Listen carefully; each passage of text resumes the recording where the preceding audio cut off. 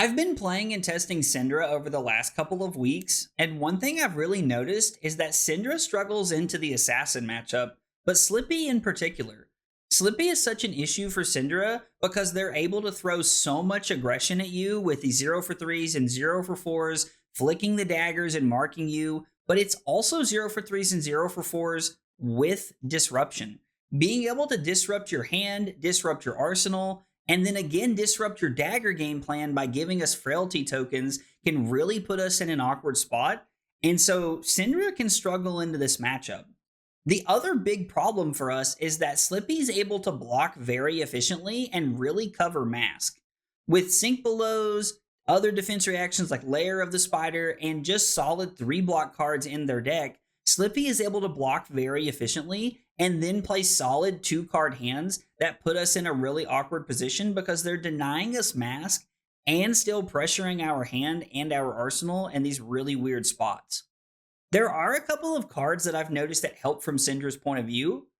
Sound the Alarm is an amazing 1 for 5 attack that will let us go get a defense reaction out of our deck and put it on top if they have an attack reaction. There are a lot of attack reactions in the Slippy deck and honestly in a lot of assassins in general right now. So I think Sound the Alarm is a really good card. We can also utilize that to go get a second or first copy of Loyalty Beyond the Grave, which can help us really utilize bigger hands by drawing an extra card off Loyalty Beyond the Grave and trying to close the door on our opponent before they can really start disrupting us. Thanks for stopping by, guys. I hope you enjoy the match. All right, we're playing against Slippy, and we are going first. I think the play is pitch Dragon Power to Kunai, break the combat chain, Kunai, Ignite, display Loyalty, flick the second dagger, get them both back, Arsenal Shelter. I think is going to be the route we're going to go. They do open snaps against us, which is pretty standard for my knowledge for Slippy. This has been a pretty uphill battle of a matchup for me in my testing. I'm really hoping that we can maybe highlight some of the positives about this matchup in this game, but we'll see what happens. Going first does hurt a little bit. I've really learned that going second is a big piece of this matchup and doing well. I also think we're in a really good spot by being able to Arsenal to Shelter on turn 0. I think that goes a long way in helping us out here. Breaking the combat chain for the Kunai probably tells them that we're just going to flick the other dagger, get both of them back, and then just set up for the following turn. They do block the second dagger, makes a bit of sense. Ignite gets the trigger on the stack here. Display Loyalty just lets us set up the fealty token, which is where we want to be. This marks us, which is less than ideal, but it's okay.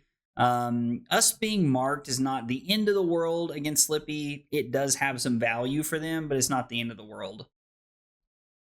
They're going to give us Kiss of Death. We're going to flick the dagger, put them down to 36. We will not use Blood Splattered Vest, and we will activate Cindra to get both of our daggers back. So we were able to push through a couple of points here on turn 0, and we're going to Arsenal a Shelter the Storm and set up. I mean, admittedly, this hand is really good. We're probably going to block with Shelter, and then it's probably going to be Brand, Fire Tenet Strike first, Brand, Flick a Dagger, get it back, Arsenal Spreading Flames. Because if we have an early go wide turn with Spreading Flames, we can probably get in the right positioning here for where we want to be. Are we just supposed to block with the Dragonscaler Flight Path and then use the Shelter to protect us? It's probably the play we're supposed to make, but if they have just a Nick, then it feels pretty bad. The fact that they buffed this up to 4 means the Shelter helps us out quite a bit. They could have another reaction to come over the top. I was like, Slippy plays quite a few of them, but I think this pans out pretty well for us. Them coming in for 7 is just fine. They're not setting up a 5-card hand. We're not marked anymore. I actually really like this play for us. I think this lines up pretty well. They probably let this 3 come through. Blocking the first 3 is not generally where most people are going to be at. So they let this one come through. Or there's a defense reaction, I guess. They could be on another layer here to mark us. They do play Sink Below. Interesting. Did not peg that as a blocking there kind of situation. It's not what I had in mind. We're going to have to ask ourselves, is it worth it to use Blood Splattered Vest to throw Spreading Flames to be able to push Mask. I don't think that's the case. I think we get too much value out of Spreading Flames on an individual turn, so I think we're okay with just saving the Spreading Flames here. They're just going to take 4 and keep those 2 cards, and we're going to hope that we can get through a turn here without any major arsenal disruption, but it also kind of depends on what we draw. This hand is really not the best. We have the ability to go Ignite Spreading Flames, flick 1 dagger, gain a resource, throw the Kunai. If it hits, gain another resource, Blaze Hunt the Hunter. I'm pretty willing to just take 4 to be able to keep my Shelter from the Storm in my arsenal here to set up for a better turn. Also, if they throw a Leave No Witnesses at us, like that could be really good for us. The Fealty token does hurt a little bit here. What are they getting back? Persuasive Prognosis, probably? No, they just get another Kiss of Death. Again, this is just raw damage. I think I'm okay with this.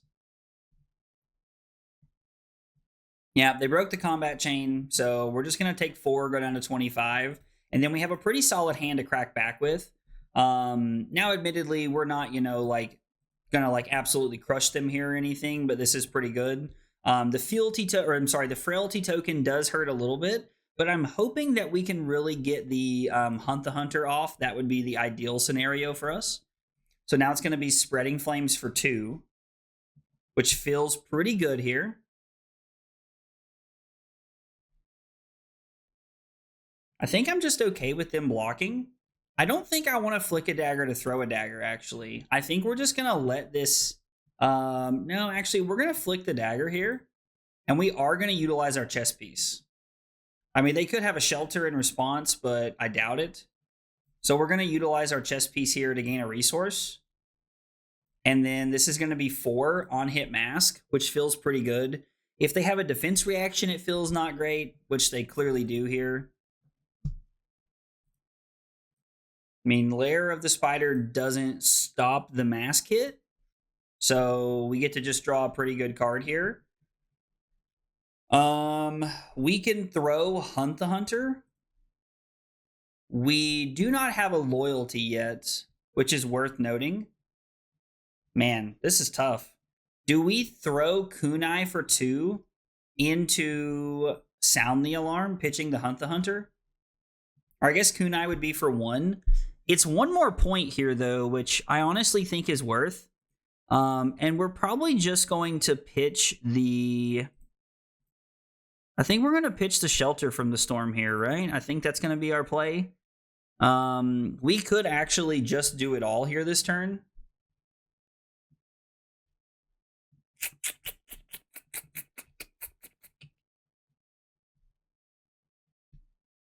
Do we want to gain a resource here? I don't think so, right? I think we're just content with letting this happen. And then we're going to throw Sound the Alarm.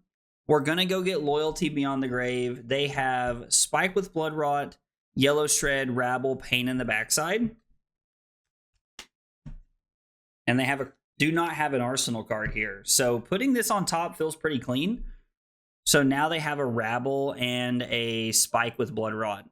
So they're just going to throw Rabble at us in Arsenal. Oh, crap. I meant to activate Cindra.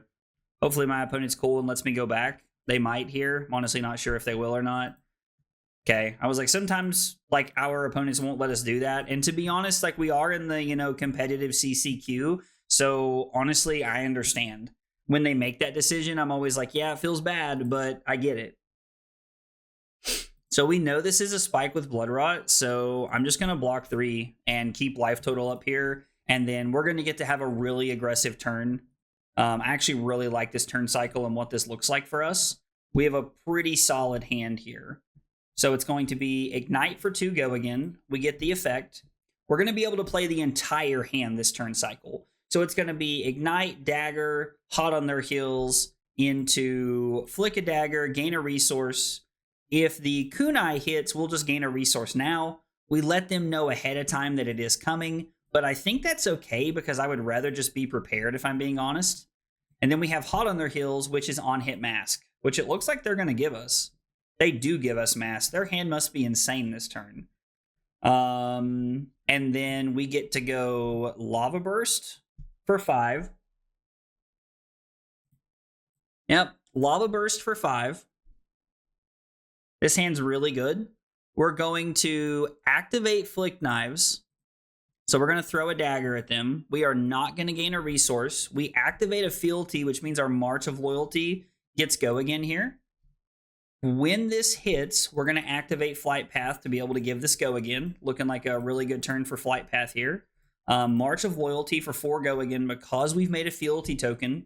So Mask just adding 4 points to our turn here. And then Hunt the Hunter, which threatens to make another fealty token. We'll get our daggers back. And then now we're up 14 points. And we have daggers in play and fealties. Which means we're probably just saying no blocks to whatever our opponent does this turn. Really depends on what they hit us with here. Now, the fact that we are up 19 points does not mean that we're going to win the game. Our opponent could have a very, very good hand. I'm assuming they have a Bonds hand or something crazy powerful here that they can like really just apply a lot of pressure with.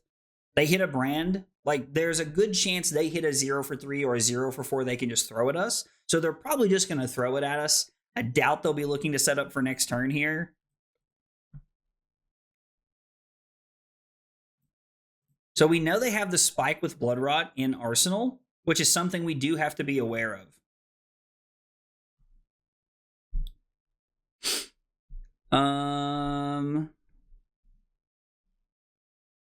So we banish a card from hand. I guess I would banish the Demonstrate Devotion, right?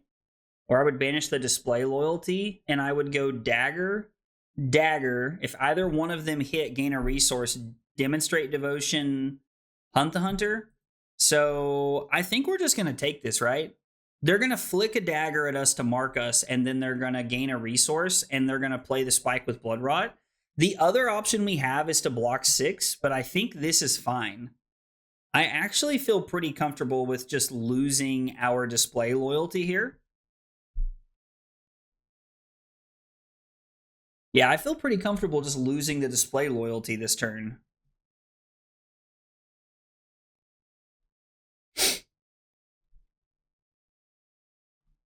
Yep, so there comes the flick to mark us, which is what gives the Mark of the Black Widow the effect.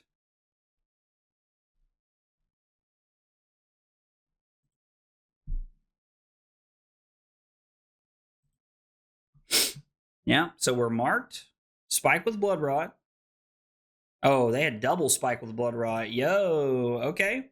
So we're going to take 13 basically and fall down to 4 here. We're going to lose the Display Loyalty from our hand. So we're at 4 right now. And we're really just going to try and pressure them here. I think this hand's going to line up pretty well for us. They could have a pretty good turn on the crackback. If they're able to keep like a card in Codex, they could really put something together. We are going to get the resource here from the Blood Splattered Vest. Being able to utilize the vest in an efficient way in a 5-turn game or like through 5 turns is very good for us, and you really like to see it. So this is going to be 4. Go again. You have to block with something.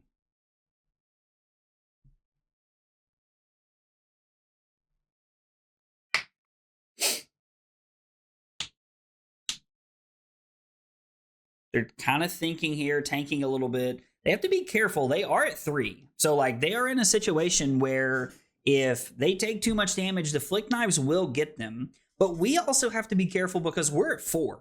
And if they're able to keep, you know, like an odd number of cards here, we could be in a pretty tough spot. We are going to flick the dagger to keep the chain link alive. This puts them to 2. We're going to throw Hunt the Hunter, which marks them when we attack with it. We're going to buy a dagger back.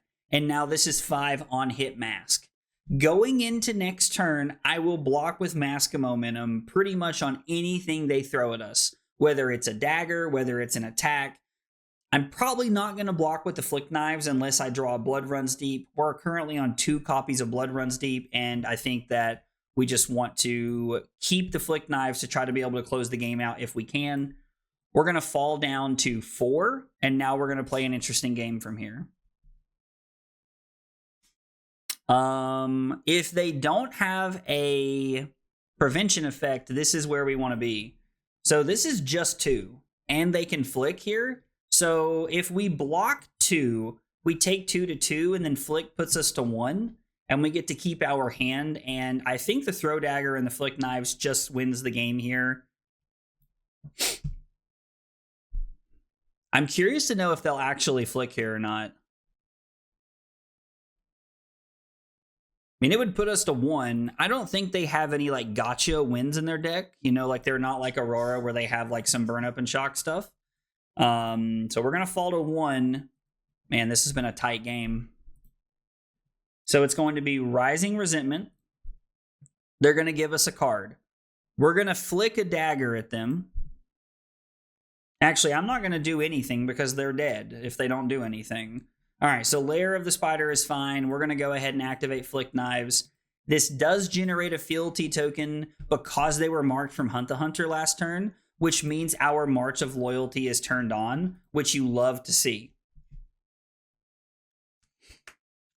I'm debating if we want to use the Throw Dagger as guaranteed damage. If we use Throw Dagger to activate Cindra, this is going to get a card in Flick Knives. So if we activate Cindra, spending 1 resource, we throw Dagger, they give us a card. They're down to 1 card left. The Dagger gets the other card, and then the Lava Burst just guarantees the game. So there's no reason for us to utilize the Throw Dagger here. The Throw Dagger could technically win us the game, and since they didn't prevent the Flick Knives, we're probably safe here. But this guarantees the win no matter how we play this out. I mean, unless they are like, haha, collapsing trap from the lap, like, which isn't even an assassin card. But still, this is a better play because it makes sure that we're not just going to lose the game. So if we throw Dagger and throw Lava Burst, there's no guarantee we're going to close the game out. But with the way we played it, Lava Burst does guarantee we close the game out, and we're able to win on turn 6 here. So we said good game in the chat. It was a pretty interesting game. We threatened 21 on turn 4, and they took all 21. Now, to be fair, they had a good turn, but I don't think there was enough disruption to warrant them taking 21, and I think that big turn cycle led us to winning the game. Very early in this game, there were 2 big wins for us. The first one is that on turn 0, we were able to Arsenal Shelter from the Storm, really protecting us from any kind of like crazy nonsense that Slippy is up to. The second thing that really panned out for us is when our opponent attacked us on their first turn, they start by throwing Persuasive Prognosis at us. I blocked with the Dragonscaler Flight Path thinking if you don't have anything, I can save my Shelter for a Leave No Witnesses or for another card that's coming in after this. But our opponent played Stains of the Redback to give it +3 and pump it up to 4, meaning that I can play my Shelter and cover this up without losing any real power cards from my hand and not letting them gain any extra life, putting us in a good position early. Turn 4 was a really interesting turn cycle between both of us, and I think ultimately kind of decided the winner of the game pretty early on. So on my turn 4, my opponent gave me Mask of Momentum without making me fight for it. They kept their 4 cards and their arsenal, which we knew was a spike with Blood Rot, and they gave us Mask, letting us put them all the way from 26 down to 5. We dealt 21 points of damage and just really pushed the tempo. So from there, we're up 20 points, and I'm thinking, okay, I don't need to keep that many cards to really be in a great position.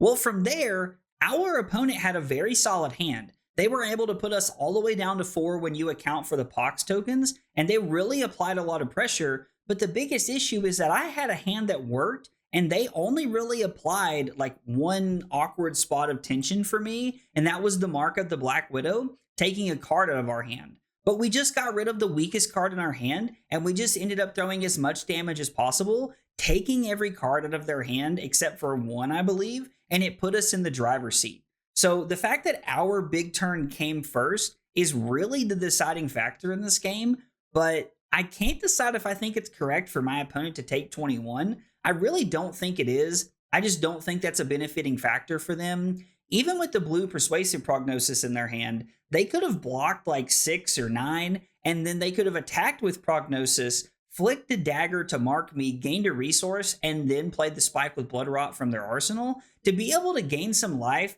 deal some damage to me, and then really try to like slow me down from there by taking cards out of my hand. So I think my opponent had better options, and letting me deal a huge turn, 21 points first, probably cost them this game. On the last turn of the game, we could have just thrown Lava Burst for 2, held the Throw Dagger in hand. After the Lava Burst hits the chain, we activate Cindra and play Throw Dagger, which probably kills them. Like, more than likely that's going to end the game. But the best play was the play that we decided to take, where I threw both of the daggers to strip the cards out of their hands, and then from there play the Lava Burst. With them at 1, it's a no-brainer of a play because we could get got by some kind of protection where we flick our daggers and then we're not able to set up with anything really powerful for the following turn, and we're down our daggers, which could put us in a really bad spot. So the consistency line of just throwing both of our daggers, taking the cards out of their hand, and throwing Lava Burst was the best play that we had there on that turn. Ultimately, I don't think this is an accurate representation of what every Cindra versus Slippy game is going to look like. But if we're going to go first as Cindra and win the game, this is probably what it has to look like. Our opponent offers a very medium amount of disruption, not a ton, and we're able to just play a couple of big hands and pop off pretty early. If our opponent's offering a ton of disruption every turn for the first 4 to 6 turns, we're really going to have to settle in and start playing the 2-card hand back and forth, which I don't think favors Cindra, but sometimes it's what you're forced to do, and then take a big 4-card hand the first opportunity you get. Guys, if you see anything you think I missed or you found a better play, let me know in the comments down below. I'd love to hear about it. If you enjoyed the video, be sure to like and subscribe for more content. Thanks for watching. I'll see you next time. Take it easy, guys.